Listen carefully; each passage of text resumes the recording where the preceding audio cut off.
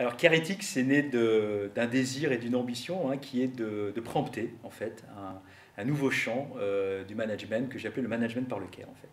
Et le care, c'est quelque chose qui nous renvoie en fait à une forme d'éthique qu'on appelle l'éthique du care et qui fait écho finalement à des réflexions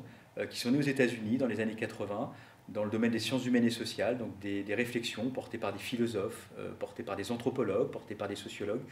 et qui consistent finalement à réinterroger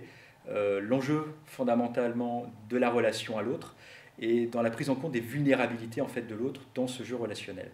Et c'est quelque chose qui est extrêmement important puisque d'une part ce sont des choses qui se sont progressivement diffusées dans les mondes professionnels et en particulier en France dans le monde des soins, dans le monde de la santé. Les professionnels de la santé en fait sont de plus en plus sensibilisés à cette dimension de leur métier. C'est-à-dire qu'au-delà finalement du soin et de la technicité de l'acte de soin, comment je prends en considération la personne dans sa globalité, notamment à travers ses fragilités, comment je suis, on va dire, dans un prendre soin global en fait de la personne.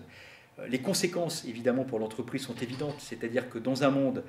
dans lequel on a aujourd'hui des stratégies relationnelles, des stratégies clients de plus en plus fortes, de plus en plus exigeantes,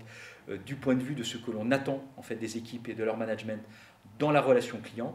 eh bien, il y a évidemment une mise en cohérence avec la qualité et l'exigence que l'on peut attendre légitimement de l'entreprise dans la manière qu'elle a de traiter en fait ses collaborateurs et dans la manière dont la relation en fait entre le manager et le collaborateur se noue.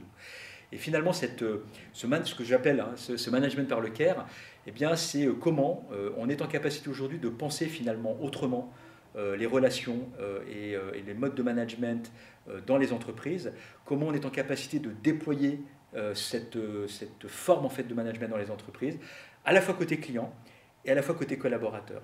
Et c'est finalement une façon aussi peut-être de mettre en question, ou en tout cas de s'interroger sur les silos qu'on a construits dans les organisations, où finalement, assez traditionnellement, on a confié le client quelque part au marketing et à la relation client, on a enfermé finalement le collaborateur dans le service RH, et puis